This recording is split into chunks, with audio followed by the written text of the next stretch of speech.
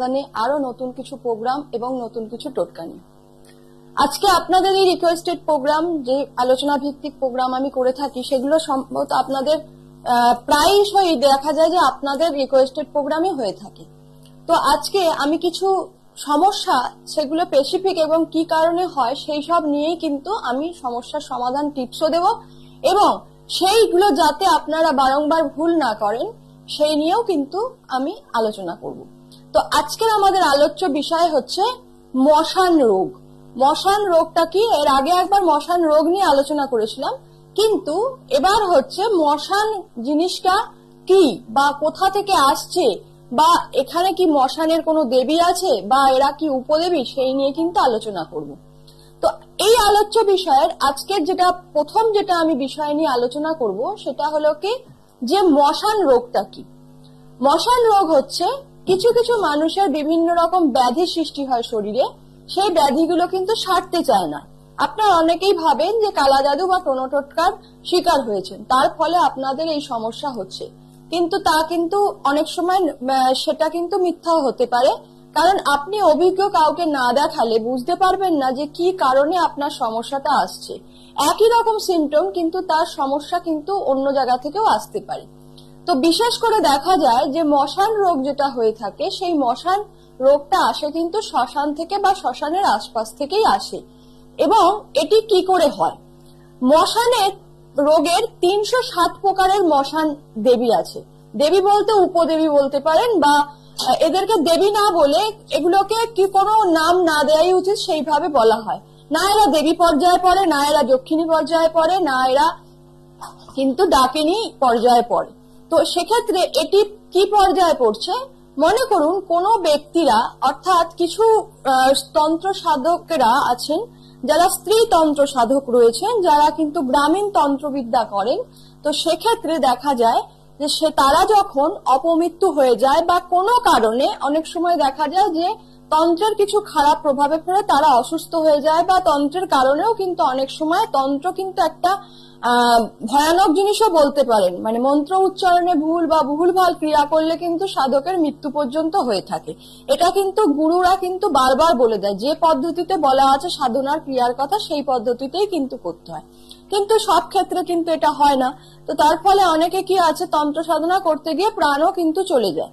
তো সেক্ষেত্রে যেসব স্ত্রীরা রয়েছে, স্ত্রী মানে তন্ত্র সাধিকারা রয়েছেন, যারা কোনো কারণে তন্ত্র সাধনা করতে গিয়ে তন্ত্রের প্রভাবে তাদের মৃত্যু হয়েছে বা এটা কোনোভাবে অপমৃত্যু হয়েছে, তারা কিন্তু এই মশান দেবী কিন্তু একটা থাকে, এটি হচ্ছে একজন উপদেবী। তো মশান দেবীর আন্ডারে যে বলে না যে উপদেবীর আন্ডারেও আবার উপদেবী, সেই রকম তারা কিন্তু সেই ভিত্তর মতো কাজ করে। অর্থাৎ যে তন্ত্র সাধিকারা মারা গেল অপমৃত্যুতে বা কিছু হলো, তাদের কোনো সমস্যা হলো, তাদের সাধনা অপূর্ণ রয়ে গেল, মন্ত্র অন্য কাউকে দিয়ে যেতে পারলো না, তো সেক্ষেত্রে তারা কিন্তু এই মশান দেবীর আন্ডারে কাজ করে। এবং যেহেতু অতৃপ্ত আত্মা, যে আত্মাই মানে আত্মহত্যা সব সময়ের জন্যই কিন্তু পাপ, তার কারণ আত্মহত্যা করলে কিন্তু আত্মার কিন্তু কোনো মুক্তি হয় না, এটা আপনারা অনেকেই কিন্তু জানেন। এবং আপনি যে আয়ু নিয়ে এসেছিলেন সেই আয়ুটাই কিন্তু আপনাকে ভোগ করে যেতে হবে। সেটা আপনি জীবিত অবস্থায় নিজের সাথে আত্মহত্যা বলা হয়েছে, স্বহত্যা মানে নিজেকে নিজে হত্যা করেছেন, তার জন্য কি হবে, বাকি যে সময়টা আপনাকে ঈশ্বর লিখে দিয়ে গেছিল যে আপনাকে এই ইহকালে থাকতে হবে, সেই জায়গাটা তখন কি হয়, তারা বিভিন্ন স্থানে ঘুরে ঘুরে বেড়ায়।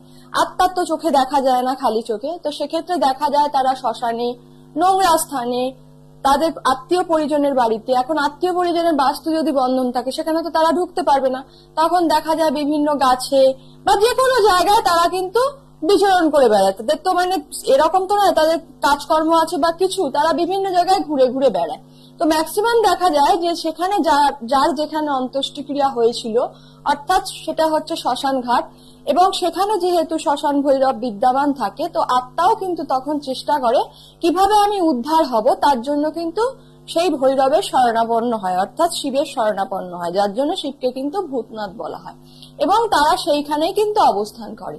দেখা যায় যে আপনি কোনো কারণে শ্মশানে গেছেন বা শ্মশানের আশেপাশে অনেকের বাড়ি থাকে, বাড়ি আসার পথে অনেক জায়গায় আমরা দেখি যে উপযুক্ত শ্মশান থাকে না পরিষ্কার পরিচ্ছন্ন। কিছু কিছু ক্ষেত্রে দেখা যায় মাঠে ফাটেও, মানে কিছু গ্রাম পরিস্থিতি যেখানে নদী নেই, পশ্চিমবাংলার বাইরেও এমন কিছু কিছু জায়গা আছে যেখানে আমি দেখেছি যে এই গ্রীষ্মকালে তো নদীতে জল থাকেই না, সেখানে মাঠে আনাচে কানাচে কিন্তু শবদাহ করা হচ্ছে। তো সেই জায়গা থেকে দেখা যায় যে আপনারা কেউ ওখান দিয়ে আসছেন, তো সেই যে এই যে মশান, যে দেবীর আন্ডারে যারা মশানি হয়ে গেছেন আর কি, যারা তন্ত্র সাধনা করতেন, তাদের একটা হাওয়া বাতাস লেগে যায়। এই হাওয়া বাতাস লেগে যাওয়ার ফলে বিভিন্ন মানুষের কিন্তু বিভিন্ন রকম সমস্যা হয়ে থাকে। কিরকম সমস্যা হয়ে থাকে না, কিছু ক্ষেত্রে দেখা যাচ্ছে তাদের গায়ে কিন্তু চাকা চাকা দাগ হয়ে যাচ্ছে সাদা রঙের, ঠিক ফোসকা পড়ে গেলে যেরকম দাগটা হয় ওইরকম একটা দাগ হয়ে যাচ্ছে। কিছু ক্ষেত্রে দেখা যাচ্ছে খোসপাচড়া হয়ে যাচ্ছে। রোগ অবশ্যই মানুষের হয়ে থাকে, কিন্তু মশান রোগ চিহ্নিত করতে গেলে সেক্ষেত্রে যেরকম রোগ নির্বাচন করতে গেলে ডাক্তারের কাছে যেতে হবে, কিছু রোগ যেগুলো ওষুধ খেয়েও কিওর হচ্ছে না, সেক্ষেত্রে দেখা যায় এগুলো কিন্তু একটা গোল গোল চাকা চাকা টাইপের একটা স্পট হয়ে যায় সাদা, এবং তাতে খোসপাচড়ার মতো একটা ভাব চলে আসে। অনেকটা সে আগেকার দিনে টিকা দেওয়া হতো ওই রকম টাইপের কিছু, এবং সেটা শরীরের বিভিন্ন জায়গাতেই হতে পারে। এটা হচ্ছে ফার্স্ট সিমটম। দ্বিতীয় সিমটম কিরকম, হঠাৎ করে বমি পাওয়া, বাচ্চাদের বিশেষ করে এটা হয়ে থাকে, এবং সেই বমির ভেতরে থেকে লাল বা ব্লাড ওঠা বা নীল রঙের বমি হওয়া, হলুদ রঙের বমি হওয়া, এই ধরনের কালারিং বমি হওয়া, এটাও কিন্তু একটা মশান রোগ কিন্তু চিহ্নিত করে। আবার কিছু ক্ষেত্রে দেখা যায় যে সেই ব্যক্তি হঠাৎ করে দেখা যাচ্ছে সে কিন্তু তার নিজের সত্তাকে হারিয়ে ফেলেছে, অর্থাৎ সে নিজে যে সেটা ভুলে গিয়ে অন্য ক্ষেত্রে কিন্তু সে কিন্তু নিজের মতো অন্যের কথা বলতে শুরু করেছে, অর্থাৎ সে সেই নয়। বাড়ির লোক চিনতেই পারছে না এটা আমার ছেলে বা এটা আমার মেয়ে বা এটা আমার আত্মীয় স্বজন, মা বাবা কিছু। রাশি যাদের দুর্বল থাকে, বিশেষ করে মেষ, বৃষ, তুলা, মীন, এইসব রাশির ব্যক্তিরা কিন্তু এফেক্টেড কিন্তু বেশি হয়। তো সেক্ষেত্রে তাদের ক্ষেত্রে কি দেখা যায়, তাদের দেখা যায় হচ্ছে যে তাদের নানান সমস্যা, এগুলো তারা এফেক্টেড বেশি হয়ে থাকে। মানে একটু ভারী রাশি হলে দেখা যাচ্ছে তারা দুজন একসাথে আসছে, তার কিছু হলো না, কিন্তু দেখা যাচ্ছে এই সব রাশির যা ব্যক্তিরা থাকছে তাদের কিন্তু সমস্যাটা ধরে নিল একটু তাড়াতাড়ি, এবং সেই সমস্যা হয়তো 1 মাস 2 মাস কিছু বুঝতেই পারলেন না, কিন্তু গায়ে তো দেখুন আমাদের শরীরে অনেক সময় মানুষের কাজের এত চাপ থাকে যে মানুষের হয়তো দেখা যাচ্ছে যে কোনো একটা জায়গায় আঘাত লেগেছে, সেটাই কতটা ব্যথা সেটাই হয়তো অনেকের মনে থাকে না। তো সেক্ষেত্রে একটা মশান রোগীকে চিহ্নিত করার জন্য তার গায়ে কোনো সিমটম আছে কিনা সেটা দেখার তো সেটা সাধারণ মানুষের ক্ষেত্রে সম্ভবই নয়। তো সেক্ষেত্রে দীর্ঘদিন এইভাবে ভুগতে থাকে, এবং ভোগার ফলে তারপরে যেটা সিমটম দেখা যায় যে বমি হওয়া, ব্লাড ভমিটিং করতে পারে। তারপরে যে সিমটম ভুলভাল বকা, এটা যে দিনের সারা সময় হবে তা কিন্তু নয়, কিছু কিছু একটা সময় থাকে যে কাল বলে না, কালক্ষণ সময়, দিনক্ষণ, সেই সময়তে কিন্তু এই মানে বেশি হয়ে থাকে। তো তার ফলে নানান সমস্যা তার শরীরে হচ্ছে, ডাক্তারের কাছে যাচ্ছে, রোগ খুঁজে পাচ্ছে না। এই যে সমস্যা, এই সমস্যা থেকে মুক্তি পেতে কি করবেন, কারণ আরো অনেক সমস্যা কিন্তু জীবনে আসতে পারে। এই মানে মানুষ যখন এই সব অপদেবতার খপ্পরে পড়ে যায়, শুধু অপদেবতা না, কিছু কিছু উপদেবী দেবী আছে, যক্ষিণীও আছে, সেই সব জায়গা থেকেও কিন্তু মানুষের নানান সমস্যা কিন্তু আসে, কিন্তু আপনারা অনেক সময় কিন্তু বুঝতে পারেন না। আপনারা অনেক সময় ভাবেন যে এই ক্ষতি করেছে বা কিছু করেছে, ভুলভাল মন্ত্র উচ্চারণ বা কারোর দেখে মন্ত্র উচ্চারণ, দীক্ষিত না হয়ে মন্ত্র উচ্চারণ, যাত্রার দিক নিরীক্ষণ না করে যক্ষিণী যেদিকে আছে সেদিকে চলে যাওয়া, সেক্ষেত্রেও কিন্তু যক্ষিণীর দৃষ্টিও পড়ে। কিন্তু এইসব কথা আজকের দিনে কে বলবে? আজকে তো অনেক মানুষ এখন সন্ধে পুজো পাঠই করতে চায় না।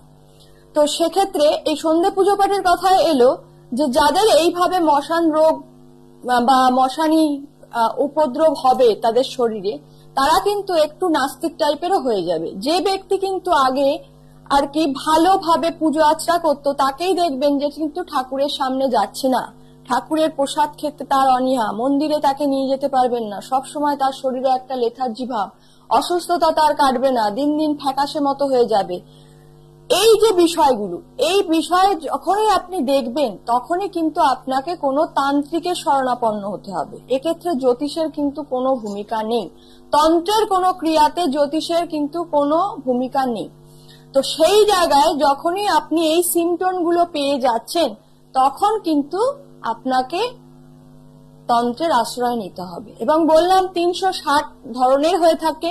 এই 360 ধরনের কেন হয়ে থাকে? এই ধরনের সিমটম গুলো বিভিন্ন জায়গায় বিভিন্ন, কেউ হিন্দুর ভেতরে কেউ সাঁওতাল আছে, কেউ বাগদি আছে, বিভিন্ন জাতি আছে। এই জাতির ভেতরে বিভিন্ন তন্ত্র সাধনার কিন্তু বিভিন্ন পদ্ধতি আছে। কেউ তারাতন্ত্রে সাধনা করছে, কেউ কালীতন্ত্রে সাধনা করছে, কেউ বগলাতন্ত্রে সাধনা করছে।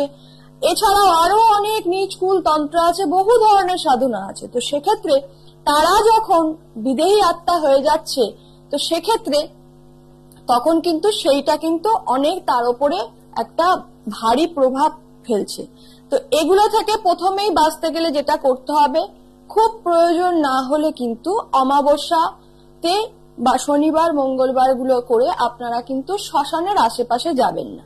তার কারণ বিশেষ করে বাচ্চাদের তো অবশ্যই নিয়ে যাবেন না। সন্ধ্যেবেলা চুলের সাথে নেগেটিভ এনার্জির একটা কানেকশন থাকে, চুলের সাথে নেগেটিভ এনার্জির কানেকশন চিরন্তন রয়েছে। চুল যার জন্য কিন্তু বলা হয়েছে, যারা প্রেগনেন্ট মহিলা থাকেন বা মহিলাদেরকেই বলা হয়েছে সন্ধ্যের পর থেকে চুল খোলা রাখতে মানা করা হয়েছে। বিশেষ কিছু তন্ত্রের ক্রিয়ার সময়, বিশেষ করে সর্পতন্ত্র ক্রিয়ার সময় সেখানে চুল খুলে রাখার কিছু কিছু ক্ষেত্রে নিয়ম আছে, কিন্তু তাছাড়া সন্ধ্যের পর থেকে কিন্তু মহিলাদের চুল খুলে রাখার তা মানা আছে। তার কারণ হচ্ছে মহিলারা কিন্তু এবং বাচ্চারা এই সব নেগেটিভ এনার্জি থেকে কিন্তু এফেক্টেডটা বেশি হয়। তো সেক্ষেত্রে তাদেরকে যখনই তারা যখন আপনাকে আকর্ষণ, চুল ভায়া হয়ে কিন্তু আকর্ষণটা করবে। তো সেক্ষেত্রে শ্মশান বা সন্ধ্যেবেলা কিন্তু আপনারা চুল খুলে ঘোরাঘুরি করবেন না, যদি এইসব সমস্যা থেকে কিন্তু আপনারা বাঁচতে চান। আর কি করবেন না, বাচ্চাদেরকে শ্মশানের খুব একটা নিয়ে যাবেন না। যদি আসতে হয় আপনার বাড়ি, যদি শ্মশানের ওপর দিয়ে আসতে হয় বা আপনার বাড়ির আশেপাশে কবরস্থান থাকে বা শ্মশান থাকে, তো সেক্ষেত্রে আপনি বাড়িতে প্রবেশ করার পর আগুন ছুঁয়ে প্রবেশ করবেন এবং চেষ্টা করবেন যে লোহার কোনো বস্তু আপনার সঙ্গে রাখা। লোহা থাকলেই, আবার এটা কনফিউশন আপনাদের আসতে, লোহা থাকলেই যে আপনাদের যে এই ধরনের সমস্যা আসবে না তা কিন্তু নয়। সেই লোহাটা যেন কোনো এনার্জি হয়ে থাকে, অর্থাৎ আপনি ওটা কোনো কালী মন্দির বা কোনো কিছু থেকে পুজো করে নিয়ে আসবেন। এক্ষেত্রে জালের গুটিটাকে বিশেষভাবে বলা হয়, লোহার চাবিকেও কিন্তু বলা হয় ধারণ করে থাকতে, কিন্তু সেটাকে কিন্তু এনার্জি দিতে হবে, অর্থাৎ সেটাকে পাওয়ারফুল করতে হবে। আপনাকে পাওয়ারফুল করতে গেলে যে কোনো মন্দির থেকে কিন্তু সেটিকে পাওয়ারফুল করতে হবে। এবার এই মশান রোগ থেকে বাঁচবেন কিভাবে, তার কি টোটকা আছে, সেসব বলার জন্য অবশ্যই আপনাকে পরবর্তী পার্ট 2 প্রোগ্রামটাকে আপনাকে ফলো করতে হবে। ভালো থাকুন, সুস্থ থাকুন, প্রোগ্রাম দেখুন। আর কোথায় আমাকে কখন পাবেন অবশ্যই স্কলে দেওয়া রয়েছে, বুকিং নাম্বারে টাইমে ফোন করে অবশ্যই জিজ্ঞেস করে নেবেন। নমস্কার, সবাই সুস্থ থাকুন, ভালো থাকুন। দূর আর দূরে নেই